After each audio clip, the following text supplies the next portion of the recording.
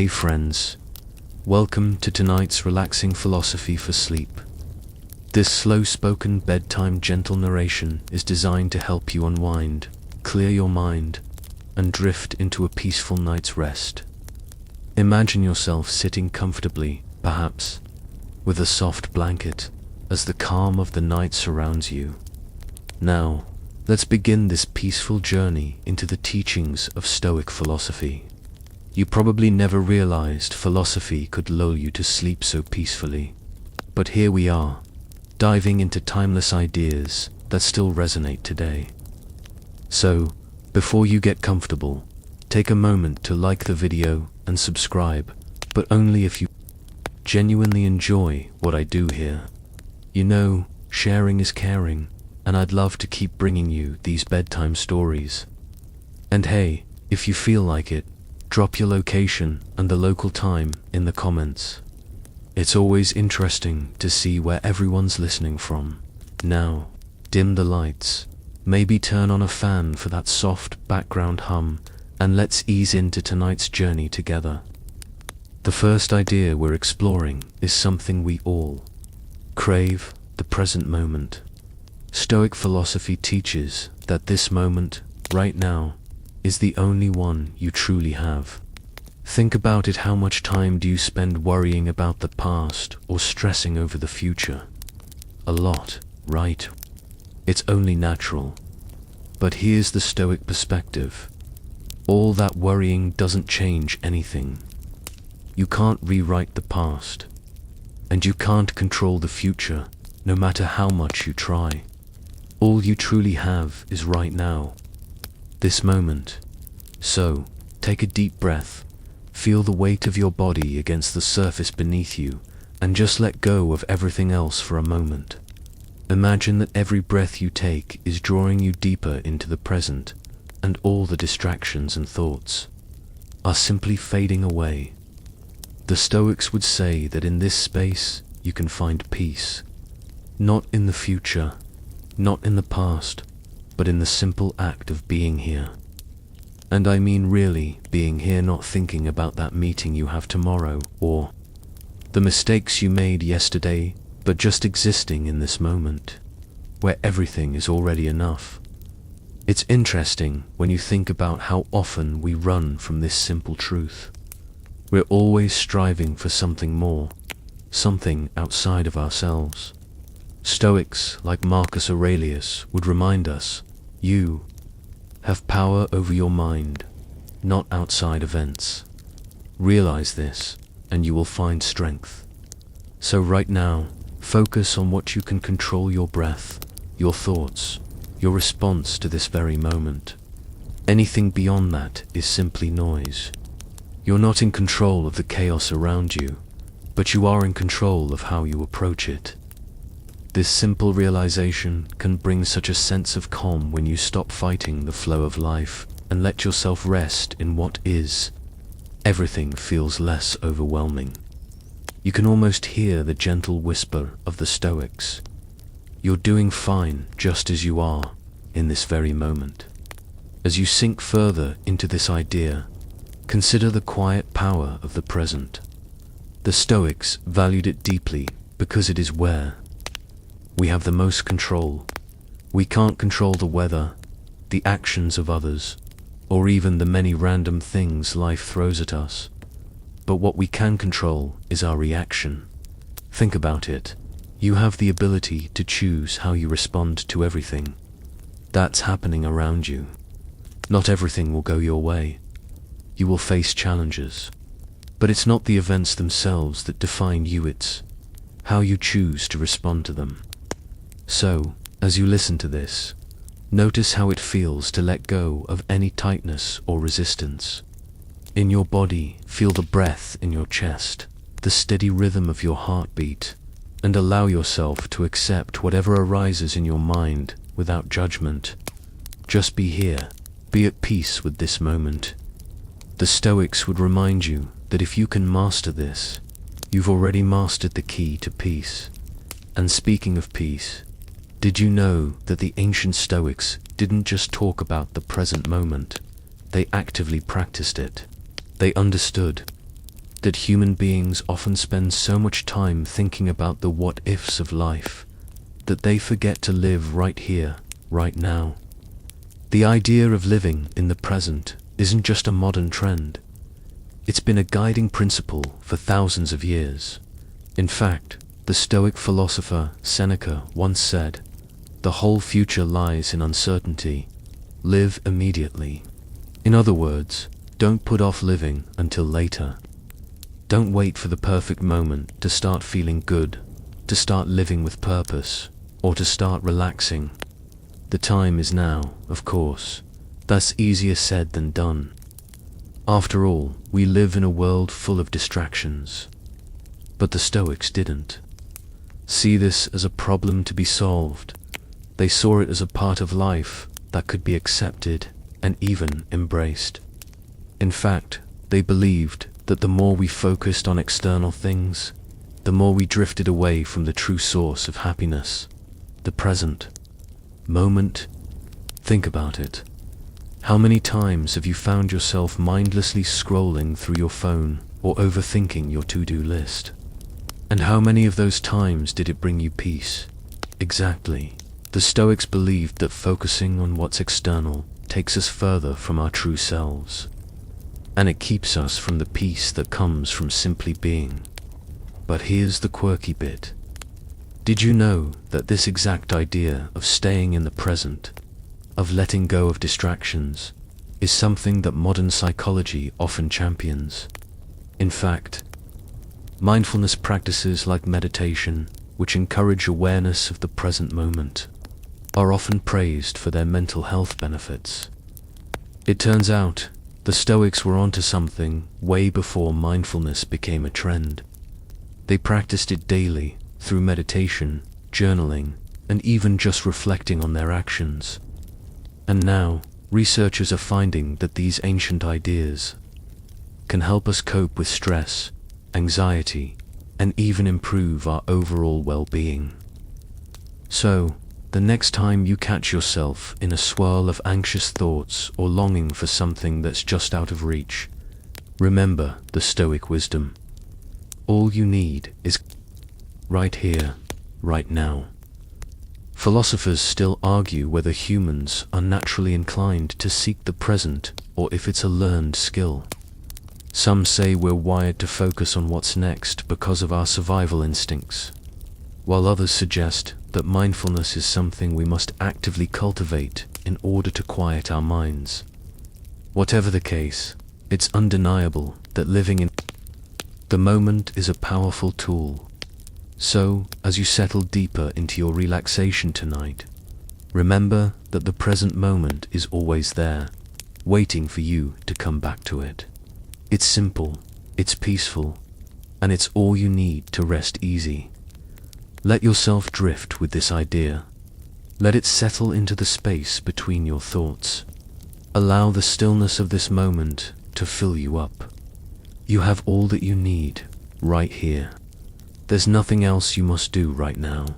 No demands, no pressures, just a simple invitation to be. In this moment, you are enough. You are here, and that's all that matters. As you settle deeper into this relaxation, we move into another key concept in Stoic philosophy: control and acceptance. In life, there are two kinds of things: the things that are in your control and the things that are not. And you can probably guess which one causes the most stress. It's natural to want to control everything, isn't it? Your schedule, your relationships, your environmental of it. It's easy to fall into the trap of believing that if you can just control everything, you'll feel safe, at ease, and secure. But the Stoics would gently remind you that's not how life works. You see, what's in your control are your thoughts, your actions, and your reactions. Everything else, the weather, the behavior of others, the state of the world is outside your realm of influence. When you start to accept this simple truth, a remarkable thing happens.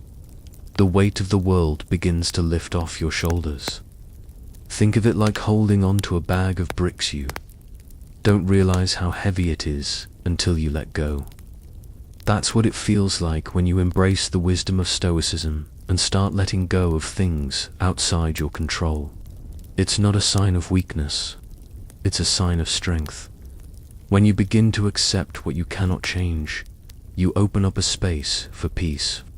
You stop wasting energy trying to fix the unfixable, and instead, you channel that energy into what you can control. In fact, one of the Stoic exercises is to literally write down what's in your control and what's not. It's a simple exercise, but powerful. On one side of the page, you list all the things you can influence: your thoughts, your actions, your habits. On the other side, you write down the things that are beyond your control: how others act, the past, and the future. Every time you face a stressful situation, you remind yourself of this list. You focus on what you can change and release everything else. Imagine how much lighter you'd feel if you spent less time worrying about things you can't control, and more time focusing on the present, on what's right in front of you. It's one of the most freeing practices you can adopt. The Stoics taught that happiness comes not from controlling the world, but from mastering yourself. As Marcus Aurelius said, you have power over your mind, not outside events. Realize this, and you will find strength. Let that sink in for a moment. You don't need to be in charge of everything around you. All you need to do is master your response. And let's talk about the idea of acceptance. It's not about passivity. It's not about resigning yourself to misery or inaction. Acceptance, in the Stoic sense, means recognizing what is and choosing to act within that reality. It's a mindset of strength and peace. Take a moment and think about something you've been trying to control lately. Maybe it's a situation at work, a relationship, or a goal that feels just out of reach. Now, think about what you could do if you stopped trying to force things to go your way. What if you just accepted the situation as it is, knowing that you can still respond with wisdom, patience, and courage? That's where true freedom lies. Stoic philosophers like Epictetus were big on this. Epictetus, who lived through slavery, understood that while he couldn't control his external circumstances, he could control how he reacted to them.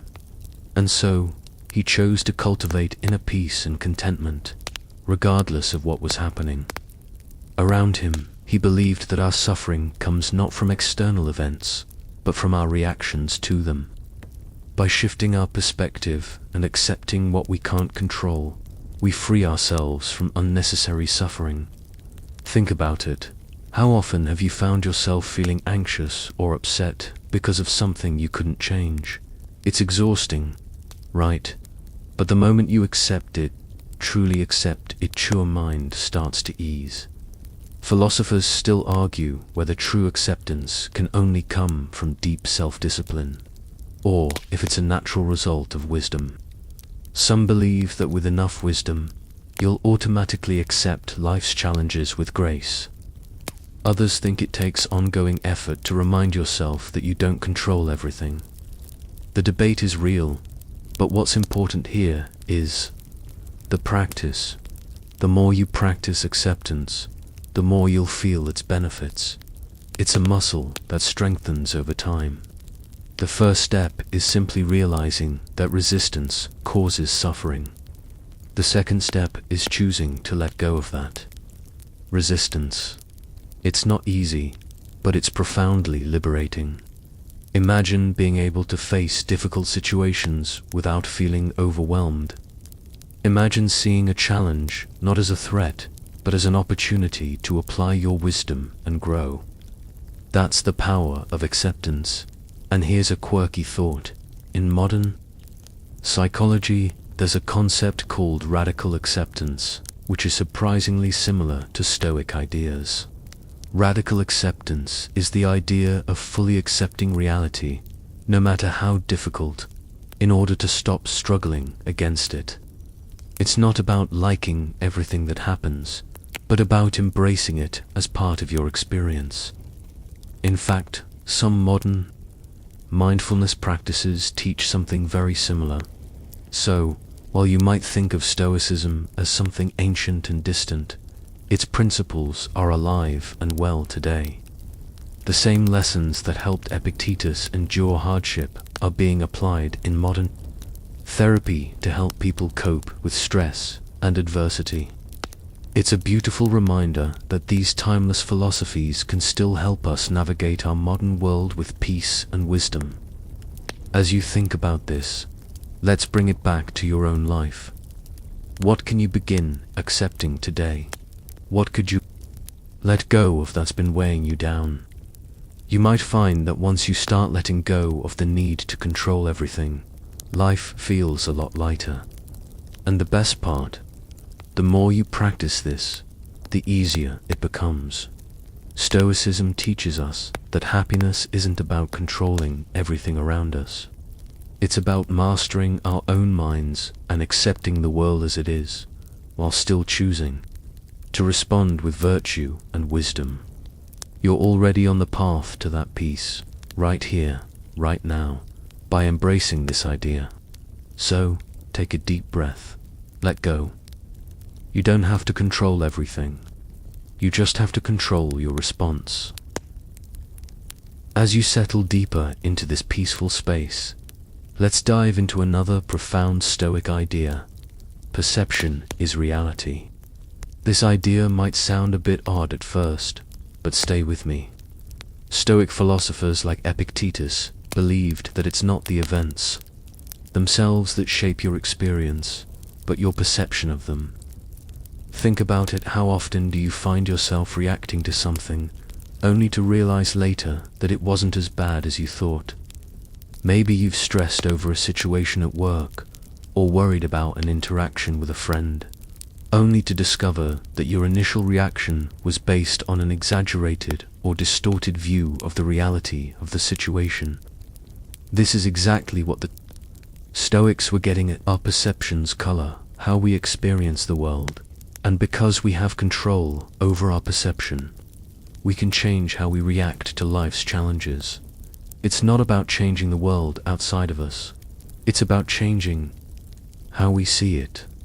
Epictetus often said, "It's not what happens to you, but how you react to it that matters." In other words, if you change the way you view the world itself can change for you. Imagine for a moment that you've had a tough day. Maybe something didn't go as planned, or someone said something that upset you.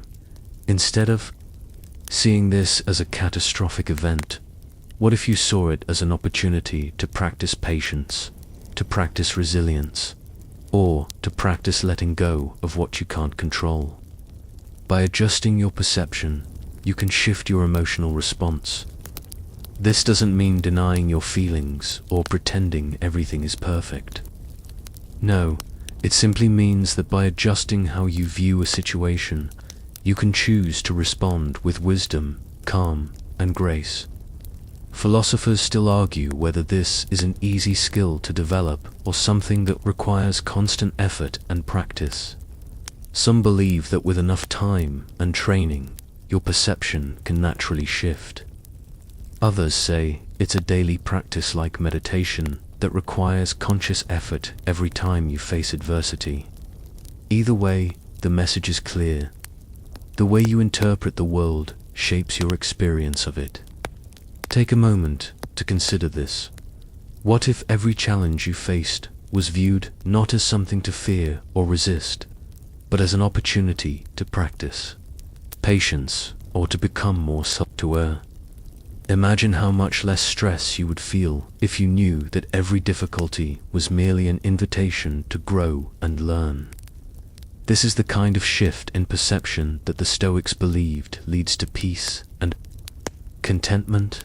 Let's talk about how perception shapes not only our response to external events, but also how we see ourselves.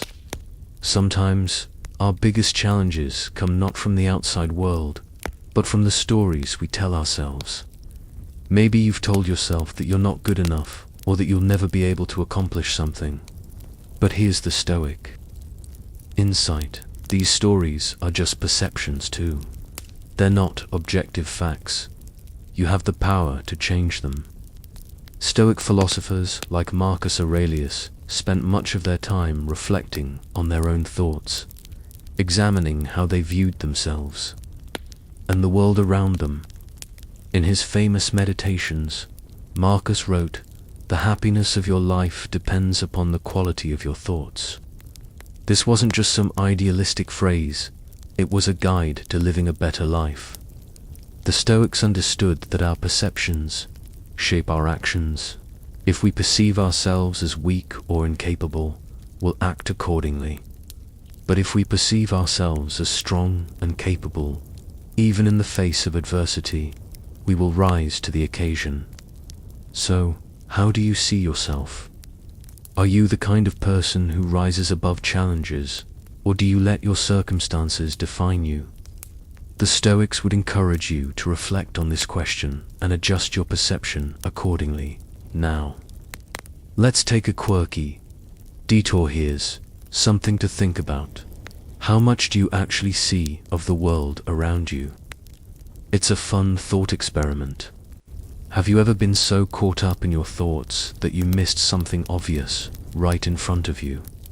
Maybe you've walked down the street while lost in thought, only to realize you didn't even notice the beautiful flowers blooming nearby or the kids laughing in the park. The Stoics might say this is an example of how perception shapes our reality. If you're focused on one thing, it's easy to miss the bigger picture. When you're caught up in stress, anxiety, or worry, your mind tends to filter out the positive aspects of your environment. But when you slow down and adjust your perception, you begin to see things more clearly. For example, imagine that same walk down the street, but this time you're consciously focusing on the sights, sounds, and feelings around you. You might notice the warmth of the sun, the fragrance of the flowers, or the joy of a child playing nearby. This shift in perception can change the entire experience. It's not that the world around you changed, it's that your perception of it did. And suddenly, the world feels a little bit brighter. The Stoics didn't just teach us how to react to life's challenges, they also taught us how to see life itself differently. They believed that by cultivating the right perception, we could experience greater peace, joy, and clarity. By slowing down, by becoming more mindful of our thoughts and feelings, we begin to see the world for what it truly is, a place full of opportunities for growth, learning, and inner peace. Now, let's think about a time when you felt overwhelmed or stressed out. What was your perception of that moment? Were you seeing it as a threat, or could you have seen it as an opportunity to practice resilience? Could you have approached it differently if you had changed the way you viewed it? This is the power of perception. It's not about pretending that everything is perfect, but about choosing to see things in a way that allows you to grow, to learn, and to rise above any challenge. Philosophers still debate whether perception is something that can be easily changed, or if it's an inherent part of who we are. Some say that by practicing Stoic exercises like journaling, meditation, and reflection, we can gradually shift our perception. Others argue that our perception is shaped by our upbringing, our experiences, and even our genetics. Whatever the case, it's clear that how we perceive the world has a profound effect on how we experience it. As you continue this journey into sleep, take a moment to reflect on your own perceptions. What stories do you tell yourself? Are they empowering, or do they limit you? The good news is, you can change them. Just as the Stoics practiced daily reflection to refine their understanding of the world, you too can practice changing your perception, one thought at a time. Every time you find yourself caught in a negative or limiting perception, you can choose to shift it. The more you do this, the easier it becomes to see the world not as something to fear, but as something to explore, learn from, and embrace with calm and courage. As we settle into the gentle flow of this philosophy, let's explore another Stoic idea that's central to their teachings. Virtue is enough. It may seem simple, even quaint, but the Stoics believed that the only thing necessary for happiness was virtue. Yes, virtue, things like wisdom, courage, justice, and temperance. It might seem strange in a world that often associates happiness with wealth, status, or external success. But the Stoics would argue that these are fleeting, external factors that never lead to lasting peace. Virtue, on the other hand, is internal. It is something that's always in your control, no matter what's happening around you. Imagine this. You could lose everything: your job, your possessions, even your health, but if you have virtue, you still have everything you need to lead a fulfilled and meaningful life. To the Stoics, the cultivation of virtue was the path to true happiness. In fact, they would go as far as to say that external goods are neither good nor bad in themselves. It's how we use them that matters. For instance, money, power, and pleasure aren't inherently evil, but they can easily lead us astray if they become the sole focus of our lives. It's the virtuous person who remains steady in the face of hardship, who finds peace in the midst of chaos, and who leads a life that is truly rich, even if they don't possess a single material thing. Think about that for a moment. Feeling content not because of what you have, but because of who you are. How does that feel? It's freeing, isn't it? The Stoics believed that when we focus on cultivating virtue's wisdom to know what's right, courage to do it, and justice to act fairly with others, we are truly living a good life. And that, they believed, is enough. Philosophers still debate whether happiness truly lies only in virtue, or if external goods play some role. Some argue that living a virtuous life in a vacuum, without basic comforts, would be difficult to achieve. Others suggest that virtue gives us the strength to endure any hardship, so long as we remain true to our values. But regardless of where you fall on this spectrum, the Stoic idea remains a powerful one. True happiness isn't dependent on external factors, but on the state of your soul. You might be wondering, but how do I practice virtue in daily life? It starts with small, consistent actions. Wisdom is cultivated by questioning your assumptions and seeking knowledge. Courage is practiced by doing what's right, even when it's hard or uncomfortable. Justice comes from treating others fairly, and temperance from knowing when to say enough and not letting desires control you. Stoic philosophy doesn't require grand gestures, it's the everyday actions that truly matter. It's about striving to be a better version of yourself in each moment. Imagine waking up every day with the simple goal of being the best person you can be. It sounds almost too easy, but the Stoics believed that this focus on virtue, rather than external circumstances, is what leads to true peace. You don't need to be rich or famous to be happy. You don't need to have it all figured out. All you need to do is focus on becoming a person of character, and in doing so, you'll find fulfillment. This brings us to a quirky Stoic tidbit. Did you know that Marcus Aurelius, the Roman emperor and one of the most respected Stoic philosophers, was once plagued by feelings of inadequacy despite his immense power and wealth? As a ruler, he had the world at his feet, yet, in his private meditations, he frequently expressed feelings of frustration with himself. It's a fascinating contrast. He is a man who had everything, yet he still sought inner peace through virtue and reflection. It goes to show that external circumstances don't determine happiness. It's the quality of the person you become that shapes your experience. Marcus believed that the only thing he truly controlled was his character, and the way he responded to life's challenges. And that, in the end, was enough. So when you think about the Stoic ideal of virtue being enough, remember that even someone at the pinnacle of power, like Marcus Aurelius, found peace not in wealth or fame, but in the practice of living virtuously. Let's dive a little deeper into the Stoic understanding of virtue and happiness. The Stoics believed that happiness comes not from external circumstances, but from living in alignment with nature and reason. This means that the virtuous person acts in accordance with their highest nature. They use their reason to guide their decisions, their emotions to fuel their actions, and their character to shape their relationships. When we live in this way, we experience true peace because we are not swayed by external events. No matter what happens, whether we face success or failure, joy or sorrow, we remain steady because we are grounded in virtue.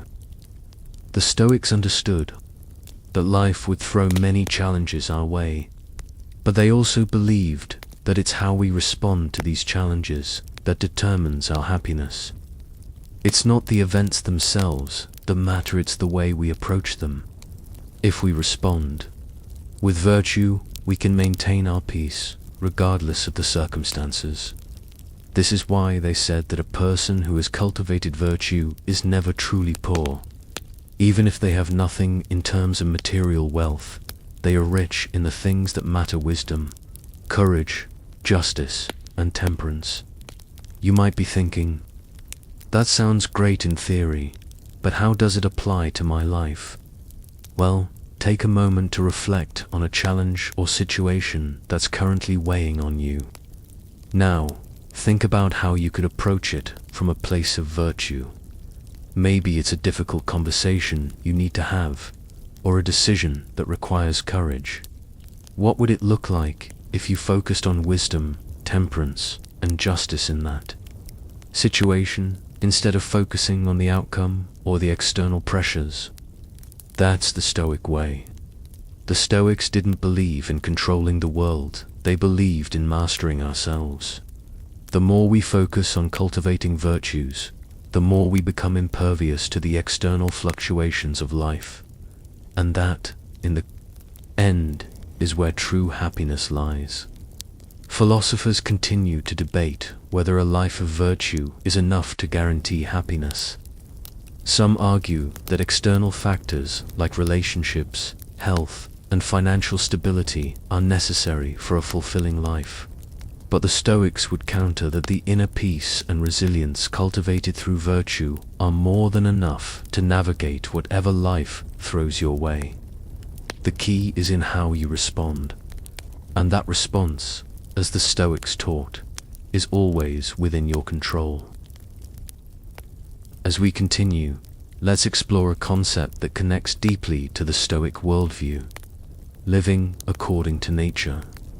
To the Stoics, living in harmony with nature wasn't just about enjoying the outdoors or appreciating the beauty of the world. It was about understanding and aligning with the natural order of the universe. This natural order, the Stoics believed, was governed by reason, and the more we live in accordance with that reason, the more we live in alignment with our true selves. The Stoic philosopher Epictetus often said, "Don't demand that things happen as you wish, but wish them to happen as they do, and you will go on well." In other words, when we accept the world as it is, instead of trying to force it to be something else, we tap into a deeper sense of peace. Living according to nature means recognizing that everything that happens is part of a greater whole, even if we can't always see the full picture. Life is filled with change, growth, decay, and rebirth, and by accepting this natural flow, we free ourselves from the need to control every detail. Instead, we allow ourselves to be carried by the current of life, trusting that it will take us exactly where we need to be. The Stoics weren't advocating for passive acceptance, but for active participation in the flow of life. They taught that by recognizing our place within the larger cosmos, we can find peace in the face of uncertainty and chaos. We don't need to control the world around us. We simply need to act in accordance with the natural order and trust that our actions, guided by reason, will lead us where we need to go. Philosophers still argue whether humans can ever fully live in accordance with nature, or whether our very existence creates a separation from the natural world. Some believe that humans are inherently disconnected from nature due to our intellect and complex societies, while others argue that our rational minds are part of nature's design. Regardless of the debate, the Stoic perspective offers a practical approach to this question. Even if we can't fully align with the natural world in every way, we can certainly align with reason. Reason is what separates us from animals, and it is through reason that we can live virtuously and in harmony with the universe. The Stoics believed that reason was a gift of nature, and by using it to guide our actions, we live in the most natural way possible. So, when we face challenges in life, the Stoics would encourage us to pause and ask, how can I respond in the most rational way possible? This simple question helps to reconnect us with our natural state, where we are guided not by our impulses or desires, but by our reason and virtue. Living according to nature also means embracing the ebb and flow of life's cycles. In nature, everything is constantly changing. Seasons shift, plants grow and wither, and life continues in its natural rhythm. The Stoics saw this cycle as a reflection of life itself. Just as the seasons change, so do the stages of our lives. We are born, we grow, we face challenges, and eventually, we die. This natural cycle isn't something to fear, it's something to accept. The Stoics taught that death is not an end, but a natural part of the life process. In fact, they often meditated on death to remind themselves of the preciousness of life. The more we embrace the natural cycle of life, the more we can live in harmony with it. Think about it. How often do we resist change? How often do we try to hold on to things that are no longer serving us, instead of allowing them to naturally pass away? The Stoics would say that by resisting the natural flow of life, we only create unnecessary suffering. But when we accept change, and even embrace it, we live in alignment with the universe. The next time you face a challenging transition, whether it's the end of a relationship, a job change, or simply the passing of time, think about how you can approach it with grace, trusting that this change is a natural part of your life's journey. There's also a deeper sense of peace that comes from living according to nature, one that transcends the external world. When we align ourselves with nature, we tap into a deeper sense of meaning and purpose. Instead of focusing on external achievements or possessions, we begin to see life itself as a gift. We no longer need to chase after fleeting pleasures or material wealth. Instead, we can focus on what truly matters, cultivating virtue, building meaningful relationships, and finding inner peace. This shift in perspective can be incredibly freeing. The Stoics believed that when we live in accordance with nature, we stop wasting energy on things that don't matter. We stop worrying about things that are outside our control. We stop seeking approval from others. Instead, we live in alignment with our deepest values, knowing that this is all we truly need to live a fulfilling life. And this isn't a life of denial or sacrifice, It's a life of abundance. When we stop chasing after external things, we open ourselves to the richness of the present moment. We begin to see that everything we need is already within us. The Stoics believed that by living in accordance with nature, we could experience the greatest joy of all: peace of mind. Let's take a moment to think about how this principle applies to your life. What does living in harmony with nature look like for you? Maybe it's taking time to connect with the natural world, spending time outdoors, appreciating the beauty of the earth, and letting the natural rhythms of life guide you. Or perhaps it's about embracing change and accepting the natural flow of your own life, instead of resisting it. You might also think about how you can cultivate a sense of peace by focusing on what's truly in your control: your thoughts, actions, and responses, and letting go of the need to control everything around you.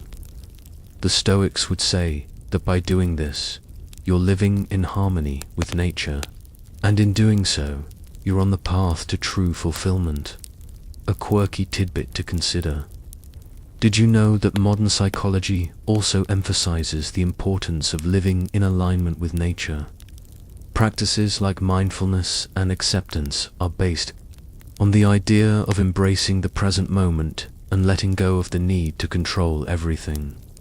In fact, many therapists encourage clients to reconnect with nature as a way of finding peace and grounding themselves.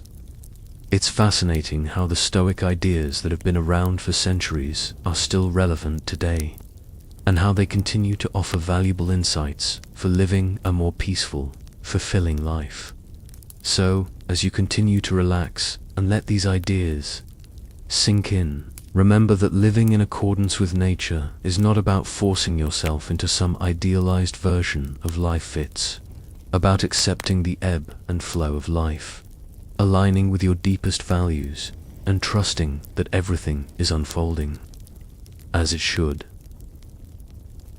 Now, let's shift into an idea that may initially seem counterintuitive but is at the heart of Stoic wisdom: embracing adversity. This might sound odd at first. Why would anyone want to embrace hardship, right?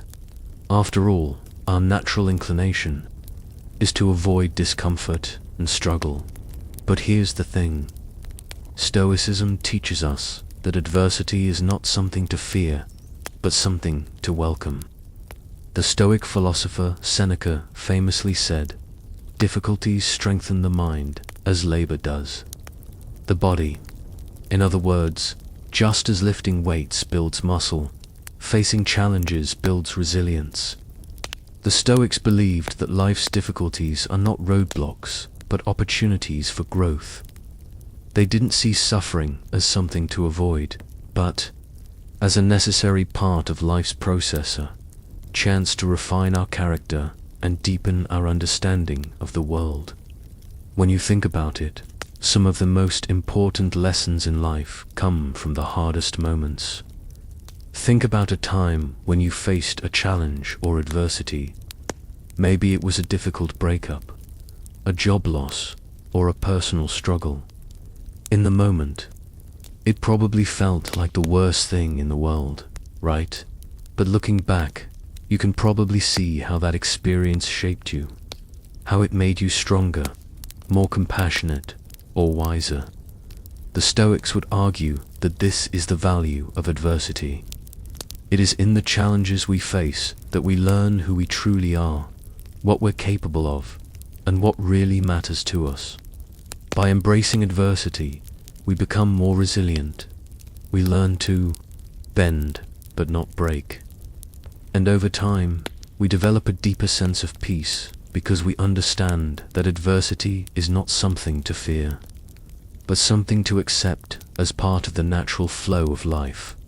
Philosophers still debate whether hardship is an essential part of the human experience, or whether it's something we could ideally do without. Some believe that a life without struggle would be devoid of meaning, while others think that suffering is an unnecessary byproduct of life that should be avoided at all costs. Regardless of where you stand on this debate, the Stoics would remind you that hardship is inevitable, and it's how we respond to it that truly matters. They didn't advocate for seeking out suffering for the sake of it, but they did believe that when hardship arises, it should be faced with courage and acceptance. The Stoics knew that adversity is simply a part of being human, and because they understood this, they didn't view difficulties as personal failures or punishments from the universe. Instead, they saw them as chances to practice their virtues: courage, wisdom, patience, and perseverance. So, the next time you're faced with a challenge, instead of reacting with fear or frustration, pause for a moment. Ask yourself, what can I learn from this? How can I grow from this experience? When you begin to see adversity through this lens, it transforms from a threat to an opportunity. And that shift in perspective is incredibly powerful.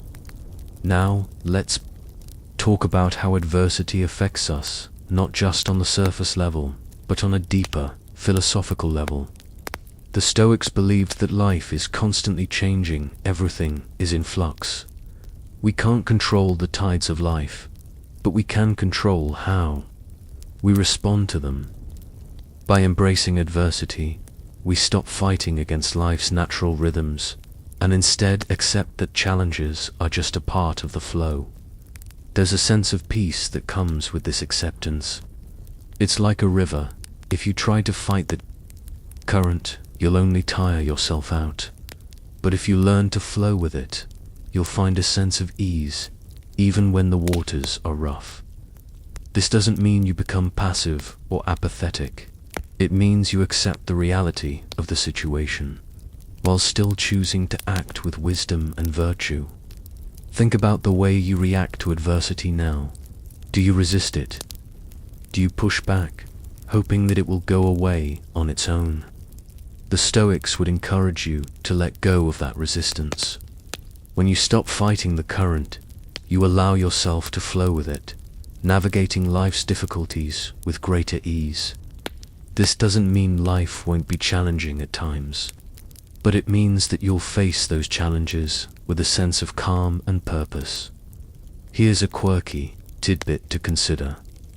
Modern psychology often echoes Stoic ideas about embracing adversity. For example, cognitive behavioral therapy, CBT, focuses on changing negative thought patterns and reframing challenges as opportunities for growth. CBT encourages people to view adversity as something they can manage, rather than something that controls them. In this sense, CBT is deeply aligned with Stoic thought. Both philosophies teach that our suffering doesn't come from external events themselves, but from how we interpret and react to those events. By reframing adversity and seeing it as an opportunity for growth, we take back control. It's a fascinating connection between ancient philosophy and modern psychology, showing just how timeless these Stoic ideas truly are. Think about it. How often do we avoid or resist discomfort? How often do we try to sidestep challenges, thinking that they will somehow disappear if we ignore them? The Stoics would argue that this is precisely what keeps us stuck. It's only when we face adversity head-on, with a mindset of acceptance and growth, that we truly move forward. This is why they saw hardship as an essential part of life. It's the fire that forges our character. Without adversity, we wouldn't have the opportunity to practice resilience, patience, and wisdom. The Stoics didn't view adversity as something to dread. They viewed it as something to embrace. This doesn't mean they sought out pain or suffering, but it does mean that they recognized the value of difficulty in shaping who we are as you. Reflect on this. Consider a challenge or adversity you're currently facing. How can you reframe it? How can you embrace it, knowing that it has the potential to strengthen you? Instead of viewing this moment as something to fear or resist, What if you saw it as a chance to grow? The Stoics would encourage you to take this approach, to meet life's difficulties with an open heart and a steady mind. By doing so, you'll cultivate resilience, and over time, you'll come to see that adversity is not something to avoid. It's something that helps shape you into the best version of yourself. Life is full of challenges, but it's how you respond to them that determines your peace of mind. Embrace them, and you'll find strength where you least expect it. As we continue on this journey, let's dive into one of the most fundamental principles of Stoicism, the dichotomy of control. This is a core idea that runs throughout Stoic philosophy, and once you grasp it, it can be incredibly liberating. The dichotomy of control is simply the idea that there are things in life we can control, and there are things we cannot. But here's the kicker. The Stoics teach us that the only things worth focusing on are the things within our control. It's easy to get bogged down by everything outside of ourselves, the actions of others, the unpredictability of life, or the state of the world. But the Stoics would tell you that none of that is truly within your control. The only thing you can control is how you respond to those external factors. You can't control the weather, but you can control how you dress for it. You can't control other people's actions, but you can control how you choose to react to them. Once you start living with this mindset, life becomes simpler, and you begin to see that your inner peace doesn't depend on the external world. It depends on your own thoughts, actions, and responses. This simple concept is a game changer. When you let go of the illusion that you can control everything around you, you free yourself from unnecessary stress and frustration. Philosophers still debate whether we can ever truly separate what is in our control from what isn't. Some say that all of life is connected and that it's impossible to fully separate the two, while others argue that the dichotomy of control is a critical tool for living peacefully. Regardless of the debate, what the Stoics offer is a practical framework for living. By focusing only on what you can control, your thoughts, your actions, and your attitudes, you stop wasting energy on things you have no power over. Think about how much mental and emotional energy is consumed by worrying about things you can't change. Maybe it's a difficult conversation you're avoiding, or maybe you're stressed about something in the future that hasn't even happened. Yet, these are the things the Stoics would say are beyond your control. Instead of spinning your wheels trying to fix them, they would advise you to focus on your own response. After all, you can't change the past or the future, but you can change how you approach both. You have the power to adjust your attitude in any given moment, and that's where true freedom lies. This leads us to another key aspect of the dichotomy of control: acceptance. The Stoics taught that acceptance is not about passively resigning yourself to things that are outside your control, but rather about recognizing that resisting them only creates unnecessary suffering. For instance, when you're stuck in traffic, you can either spend the next 30 minutes fuming, wishing the world would change, or you can accept that the traffic is something you cannot control. Acceptance doesn't mean you have to like it. It just means you stop fighting it. Once you accept that you can't change it, you free up your mental and emotional energy to focus on the things you can control. It's a subtle shift, but it's incredibly powerful. Instead of feeling helpless, you take back your power by focusing on your response. Think about a time when something happened that was outside your control. How did you react? Did you resist it, or did you accept it and move forward? The Stoics believed that by learning to accept what we can't control, we free ourselves from unnecessary suffering and find peace in the present moment. And here's where it gets interesting. The Stoics also teach that by focusing on what we can control, we can actually change how we experience the things that are outside of our control. For example, let's say you're facing a difficult situation, maybe a conflict at work, or a disagreement with a friend. While you can't control the other person's behavior, you can control your response. You can choose how you respond with your thoughts, your words, and your actions. This doesn't mean you suppress your feelings or ignore the problem. It means you approach it with wisdom and clarity, instead of reacting impulsively or emotionally. The Stoics would say that it's not the situation itself that causes distress, but our judgment of it. When we allow ourselves to react without reflection, we get swept up in negative emotions.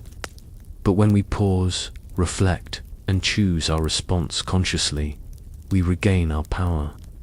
The Stoics understood that this takes practice, but over time, it becomes a habit.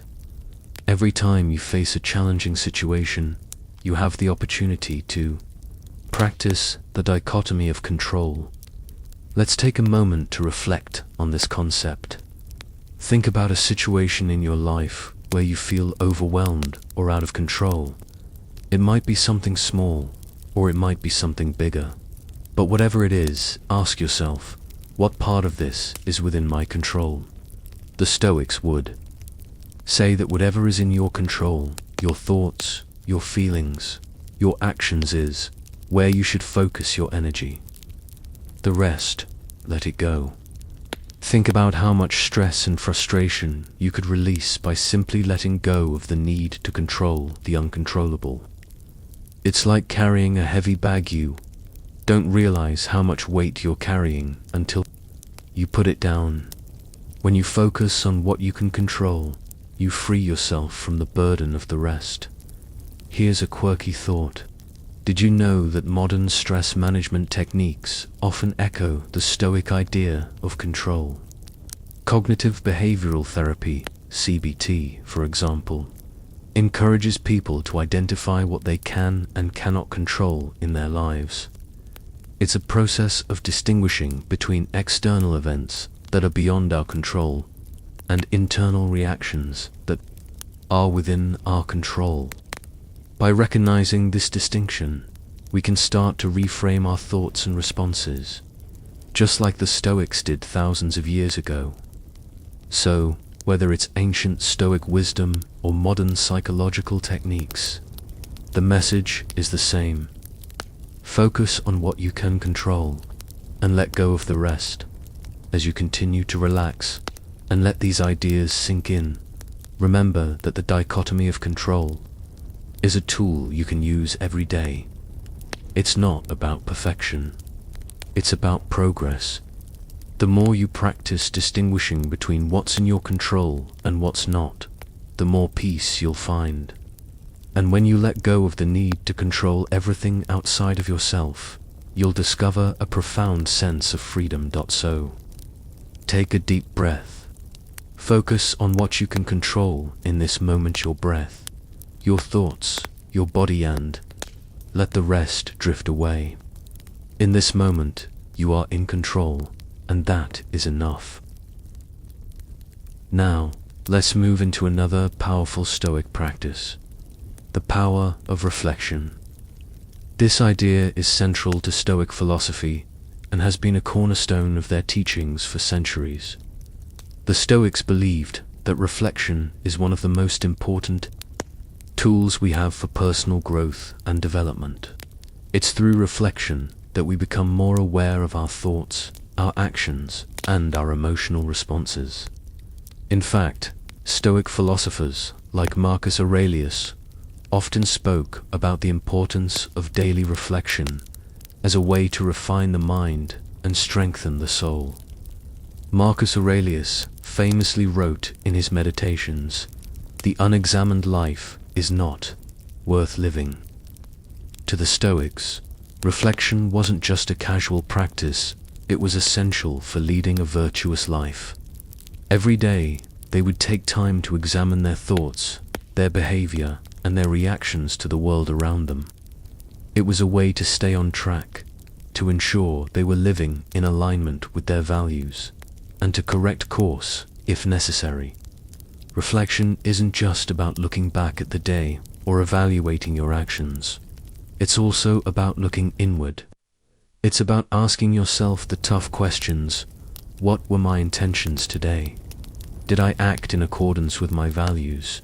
Did I respond with wisdom, patience, and courage? And importantly, what can I learn from today's experiences?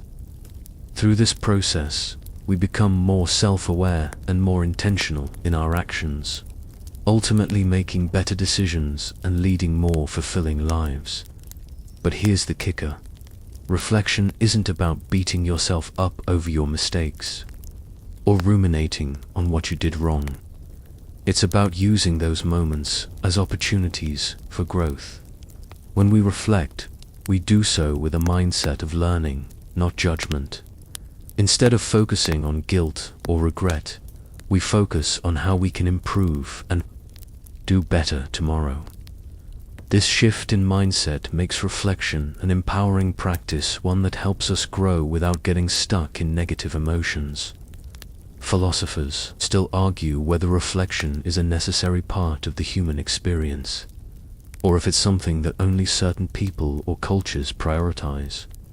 Some argue that reflection is a luxury we don't always have time for, while others suggest that it's the key to living a meaningful and intentional life. What the Stoics offer us is a simple, yet profound, way to integrate reflection into our daily routine. They believed that we don't need to wait for big events or moments of crisis to reflect. We can do so every day. And in doing so, we sharpen our minds, cultivate our virtues, and become more attuned to the present moment. The practice of daily reflection might sound like a small thing, but the Stoics believed that it was through these small, consistent acts that we build the foundation for a virtuous life. Reflecting on your day might seem simple, but it's a practice that requires honesty and courage. It's about taking a step back and honestly assessing your thoughts, actions, and intentions. This doesn't mean you're looking for flaws or mistakes to criticize. It means you're being curious about yourself, about your growth, and about your response to the world around you. Reflection can take many forms. Some Stoics, like Seneca, wrote down their thoughts in journals. Others, like Marcus Aurelius, kept daily meditations that help them process their experiences and refine their understanding of the world. The important thing is that they took the time to pause and reflect. In our fast-paced modern world, it can be easy to rush from one task to the next without stopping to consider the bigger picture. But when we make time for reflection, we begin to see patterns, to notice the things that matter, and to identify areas where we can improve. And as we continue to practice, we grow wiser, more thoughtful, and more self-aware. Let's take a quirky detour for a moment. Have you ever noticed how many successful people, whether they're entrepreneurs, athletes, or leaders, talk about the importance of daily reflection? They don't just wait for life to happen to them, they take time to pause, review, and learn from their experiences. In fact, many top performers build reflection into their daily routines. They ask themselves, what went well today? What didn't? What can I improve? This isn't a coincidence. Reflection isn't just a Stoic practice. It's a common thread among high achievers in all areas of life. It's a tool that helps us grow, evolve, and get better each day. Now, let's think about how this applies to your life. Imagine you take a few moments every night to reflect on your day. Maybe you journal your thoughts, or maybe you just pause and ask yourself a few simple questions. What were the highlights of your day? What challenges did you face, and how did you respond? What did you learn from those moments? This isn't about critiquing yourself. It's about learning from your experiences and being intentional about how you live. The Stoics would encourage you to make this a daily habit, not just when things are going wrong, but as a way to stay grounded and focused, no matter what's happening in your life. And here's another interesting aspect of reflection. It helps us become more present. When we reflect on our actions and our reactions, we're actively engaging with the present moment, even though we're looking back. This process brings our attention to the here and now, allowing us to gain clarity and insight. It's easy to get lost in the noise of the world and forget what truly matters. But when we take time to reflect, we reconnect with our values, our purpose, and the things that truly matter. The Stoics believed that living in accordance with reason and virtue was the path to a meaningful life, and reflection is the tool that helps us stay aligned with that path. Philosophers still debate whether reflection is truly essential for happiness, or if there are other ways to live a virtuous life without it. Some believe that we can live virtuously without constantly reflecting, while others argue that without reflection, we're simply going through the motions without truly understanding ourselves or our motivations. Regardless of the debate, the Stoic approach offers a simple but powerful answer. Reflection is essential.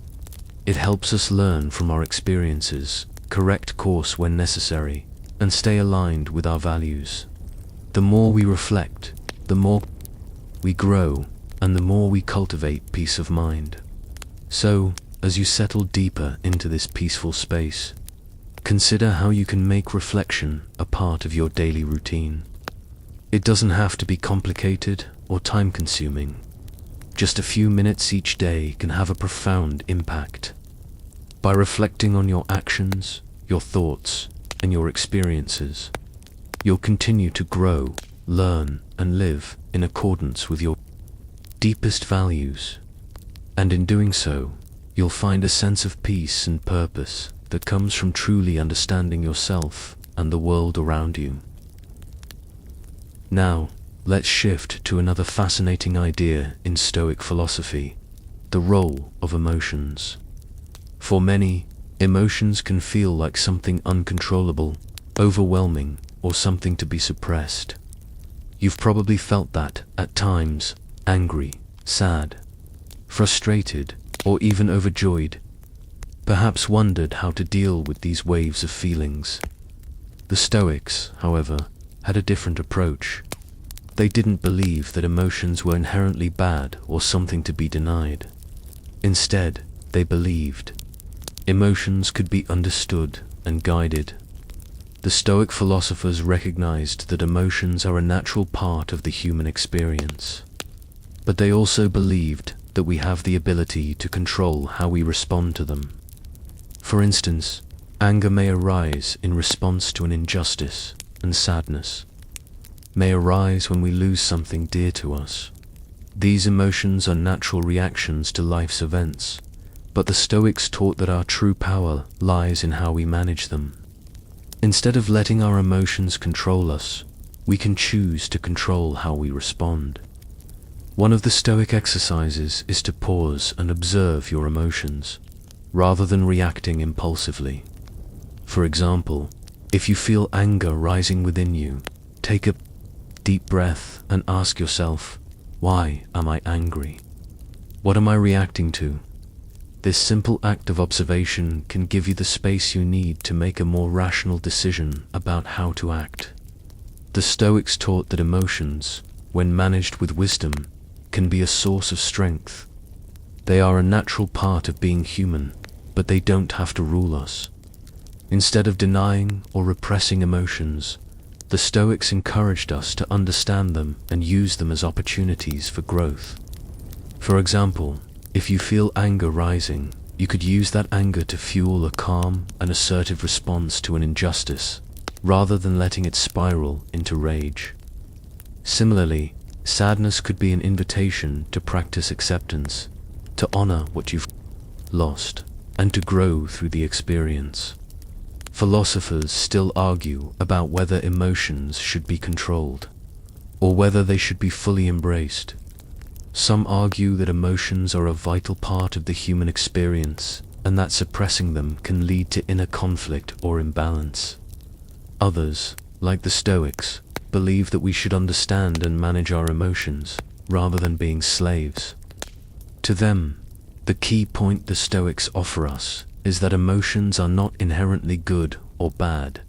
They are simply part of the human condition. It's how we respond to them that matters.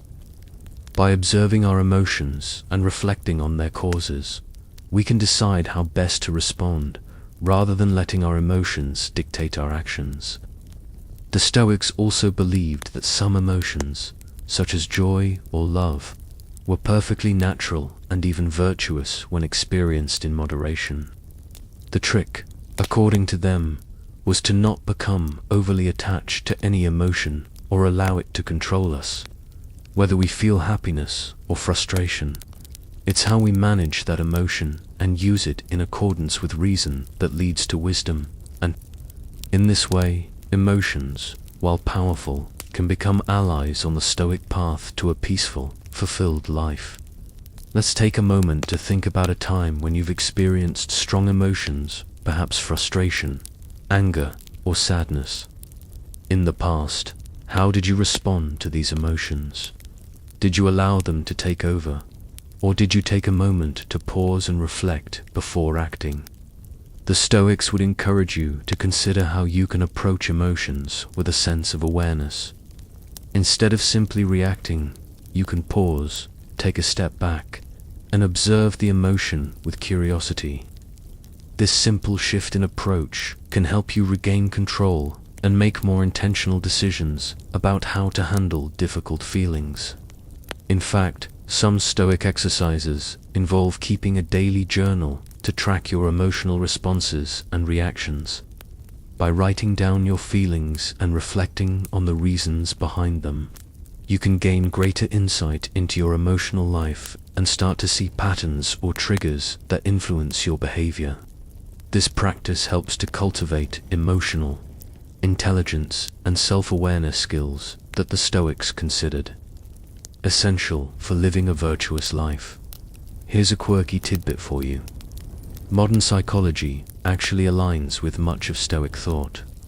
When it comes to emotions, in particular, mindfulness practices, such as observing emotions without judgment, are widely used in therapies, like cognitive behavioral therapy, CBT, and dialectical behavior therapy, DBT.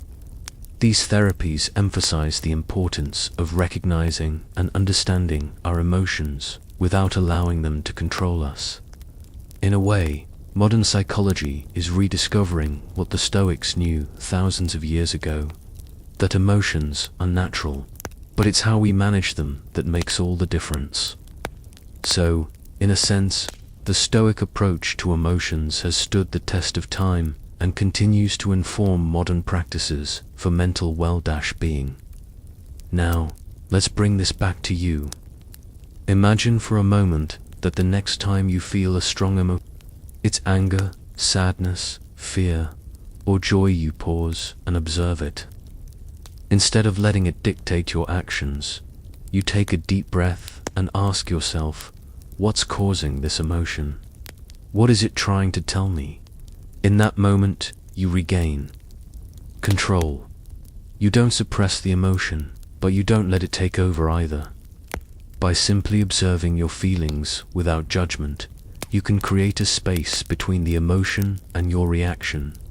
This space is where your power lies. In that space, you can choose how to respond. This simple practice can help you navigate life's emotional ups and downs with greater calm, resilience, and wisdom. It's not about avoiding emotions, it's about understanding and managing them in a way that aligns with your values and goals.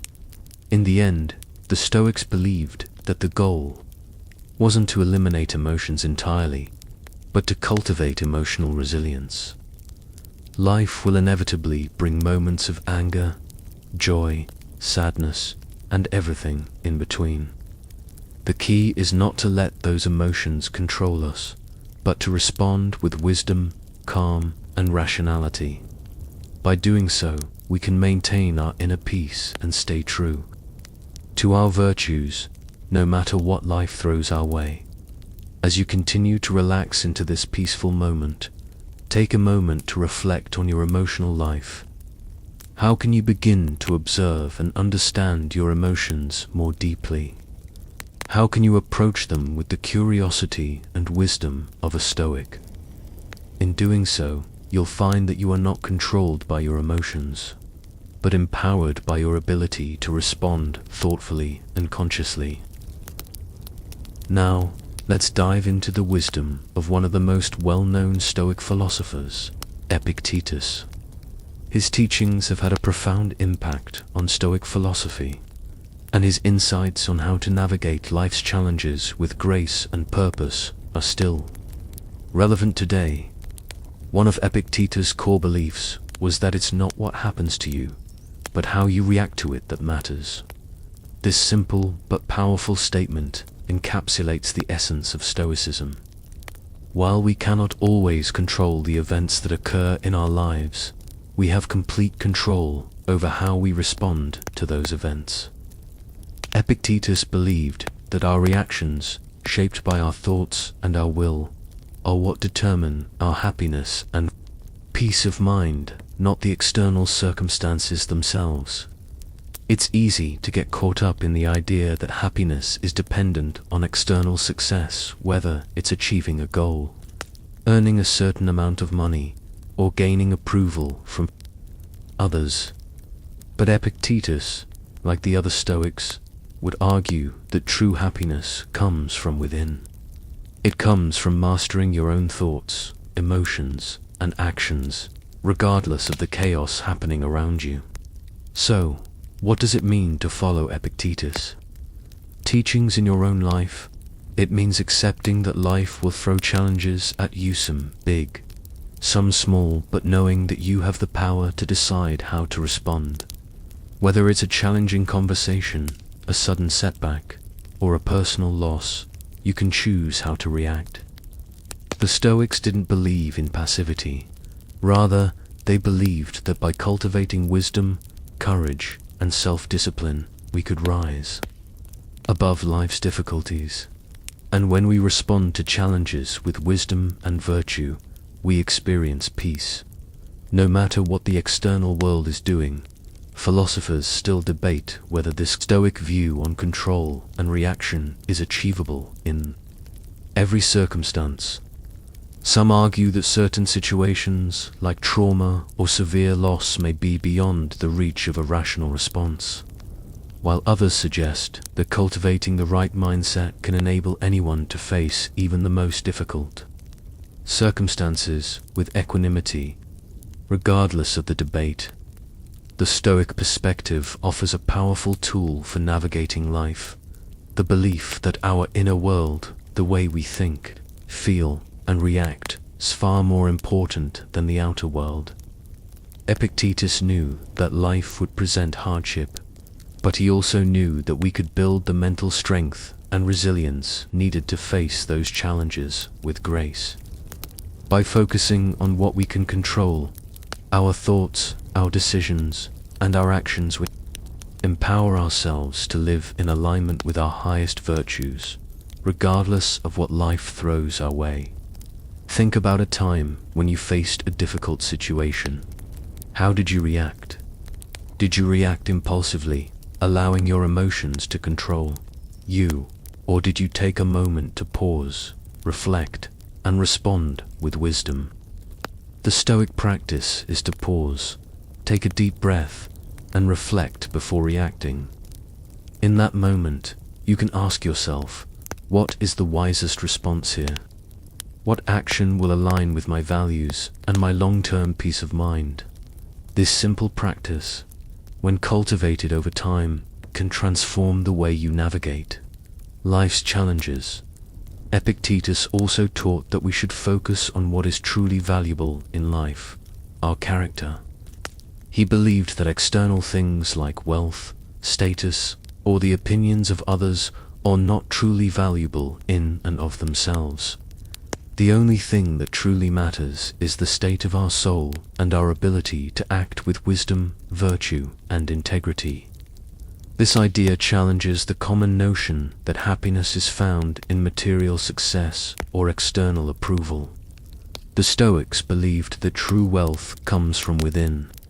It comes from the cultivation of virtue, from developing a strong character, and from living in alignment with our highest values. When we focus on what truly matters, our internal state, and our ability to respond with wisdom, external success becomes secondary. We no longer rely on the fleeting nature of material wealth, or the approval of others to define our happiness.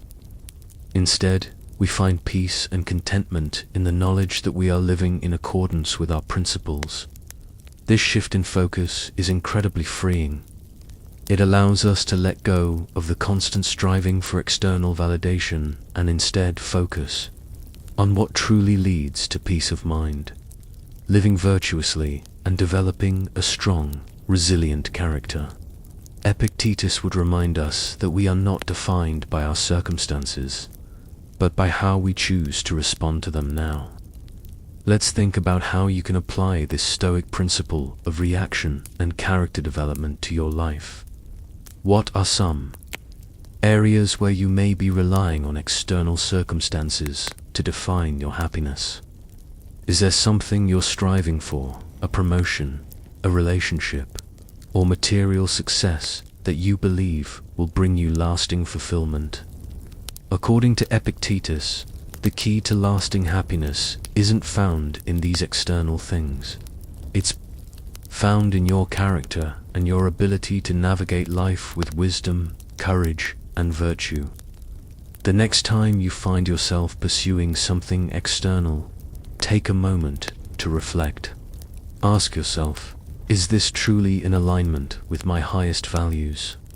Is this contributing to my personal growth and well-being, or am I seeking external validation? When we start to shift our focus inward, we begin to see that true happiness isn't found in what we acquire or achieve. It's found in how we grow, how we respond to life, and how we live in accordance with our deepest values. Here's a quirky tidbit to consider. Did you know that modern psychological research on well-being often echoes Stoic principles? For example, studies show that people who focus on intrinsic goals like personal growth, relationships, and meaningful work tend to be happier and more fulfilled than those who focus on extrinsic goals like wealth or status. This finding aligns perfectly with Epictetus, teaching that true happiness comes from within. When we focus on cultivating our inner world, rather than chasing external markers of success, we find greater peace and fulfillment. This is a powerful reminder that Stoic teachings, though ancient, are still deeply relevant today. As you continue to relax into this peaceful moment, think about how you can apply Epictetus' wisdom in your own life. What would it look like if you focused less on external success and more on developing your character? How can you begin to respond to life's challenges with wisdom, courage, and integrity? By practicing this mindset, you'll find that true happiness doesn't come from external things, it comes from within. You don't need to change the world around you to find peace. You just need to change how you respond to it. This shift in perspective is the key to living a fulfilling and peaceful life, just as Epictetus taught.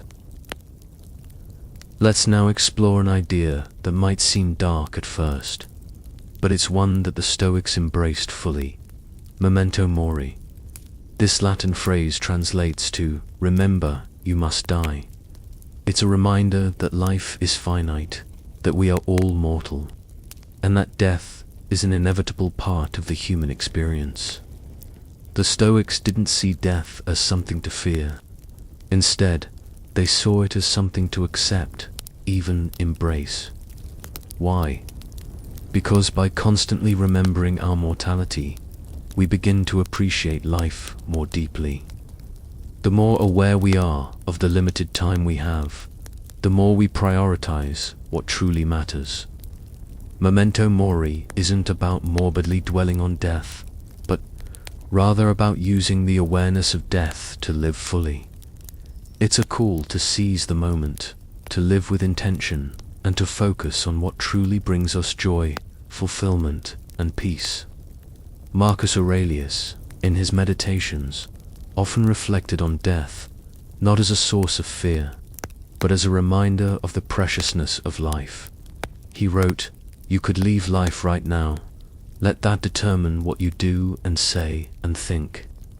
By embracing the idea of Memento Mori, the Stoics encouraged us to live every day as if it were our last, not by fearing death, but by using the awareness of its inevitability to make our lives more meaningful. Imagine if you lived every day, knowing that it could be your last.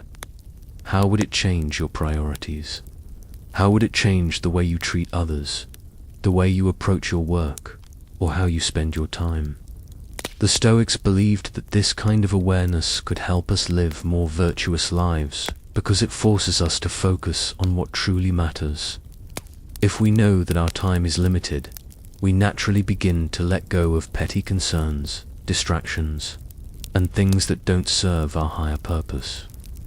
We start to focus more on relationships, personal growth, and the things that bring us lasting happiness. Philosophers still debate whether focusing on death is helpful or harmful. Some argue that Memento Mori can be a source of anxiety, making us fear the inevitable and prompting us to live in constant worry. Others, like the Stoics, believe that by embracing the reality of death, we can actually free ourselves from fear and start living more fully. The Stoics didn't see death as an end, but as part of the natural flow of life. By accepting death, we also accept life in its entirety, the joy, the pain, the beauty, and the sorrow. It's through this acceptance that we find peace. By acknowledging that death could come at any moment, we stop wasting time on things that don't matter. We begin to act with more urgency, more purpose, and more mindfulness. The Stoics didn't believe that remembering death made life sad or morbid. They believed it made life richer. When we understand that we don't have infinite time, we begin to make every moment count. We start to appreciate the small things, the quiet moments, the people we love, the beauty in the everyday. Death, in the Stoic sense, isn't something to fear or avoid. It's a teacher. It teaches us to value life, to live in the present, and to let go of what no longer serves us. Take a moment now to reflect on your own life. What are you waiting for? What dreams or goals are you putting off because you think you have more time? What relationships are you neglecting because you assume there will always be a tomorrow? The Stoics would remind you that time is limited, and the best way to honor it is to live with intention. Memento Mori isn't a call to sadness, it's a call to action. It's a reminder to live fully, to be present, and to make the most of every moment. So, in the spirit of Memento Mori, what would it look like if you lived today as if it were your last? What would you do differently? How would you treat others? How would you treat yourself? This is the essence of Stoic, living embracing the truth of our mortality so that we can live with greater purpose, meaning, and peace. Here's an interesting tidbit. Studies show that people who engage in reflective practices about mortalities, as writing about death or discussing their fears about the future, often experience less anxiety and more clarity in their lives. By accepting the reality of death, we can reduce the anxiety that comes with avoiding it. This is in line with Stoic thinking. The more we embrace the idea of death, the less we fear it. And by letting go of this fear, we open ourselves up to live more fully and authentically. Modern research supports the Stoic notion that reflecting on death can actually lead to a more vibrant and meaningful life. In fact, studies on mortality salience our awareness of death show that when we recognize the finite nature of life, we become more compassionate, more focused, and more present in our relationships. We begin to spend our time on what truly matters, rather than getting caught up in superficial concerns now. Let's bring this back to your own life. Take a deep breath and think about how you're spending your time. What are you prioritizing? What's taking up your mental and emotional energy? The Stoics would encourage you to reflect on these questions and ask yourself whether the way you're living is in alignment with what truly matters.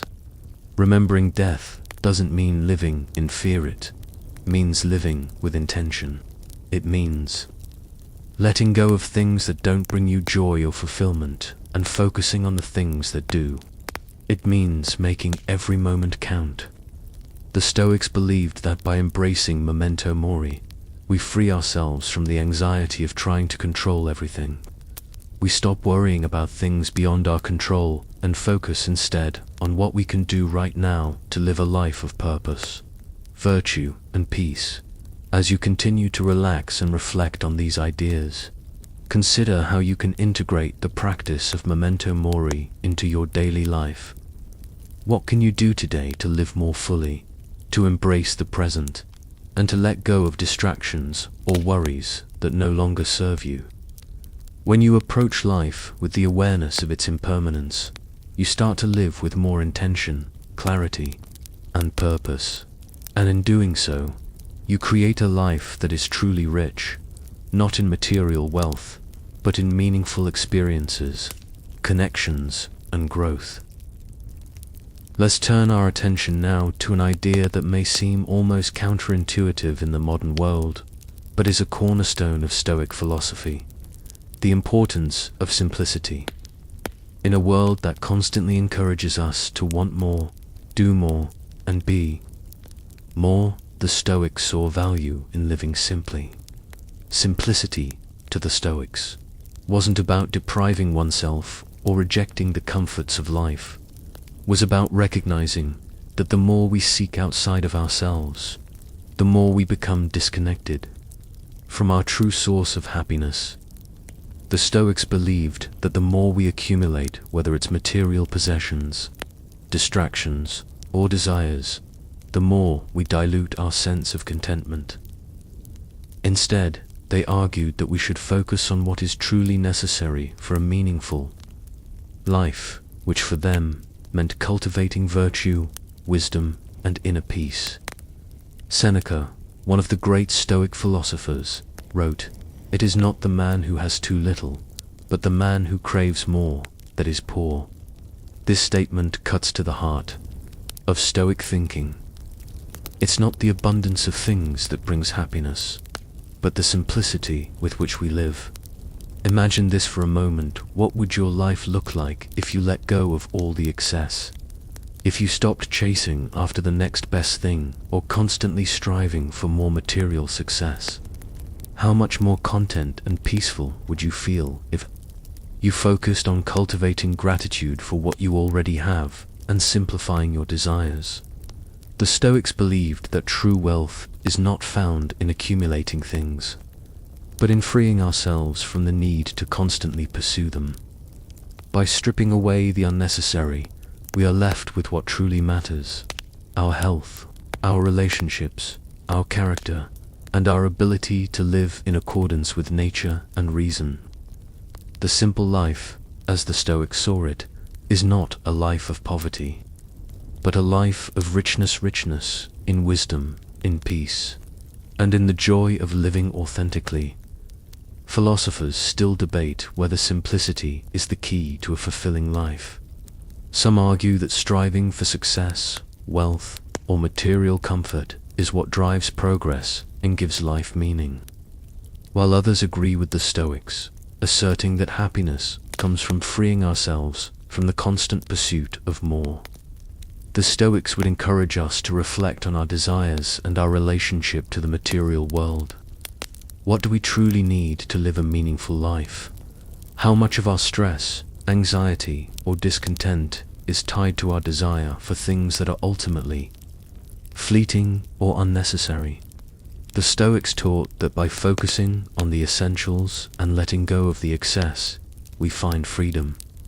The more we simplify our lives, the more we realize that what we truly seek, contentment, peace, and fulfillment, be found in material goods or external success.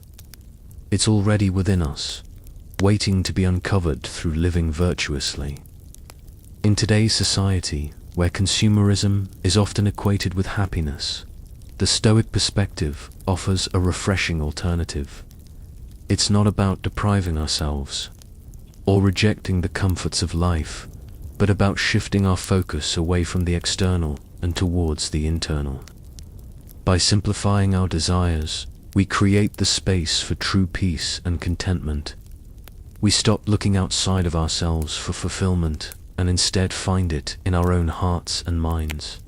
Take a moment to think about your own life. How often do you find yourself chasing after something, whether it's a new item, an experience, or the approval of others, thinking that it will bring you happiness? How many times have you bought something new, only to realize that the happiness it brought was fleeting, and you soon found yourself wanting something else? The Stoics would encourage you to reflect on your desires and ask yourself, what do I really need? Is there something I'm pursuing that's keeping me from finding true peace? By simplifying your desires and letting go of the constant need for more, you free yourself from the cycle of endless striving and open up the possibility for true contentment. The Stoics weren't advocating for a life of deprivation, but rather a life of focus. They believed that by focusing on what truly matters, virtue, wisdom, and inner peace, we could create a life that was rich in meaning, regardless of external circumstances. Quirky thought to consider. Did you know that studies show people who prioritize experiences over material possessions tend to be happier?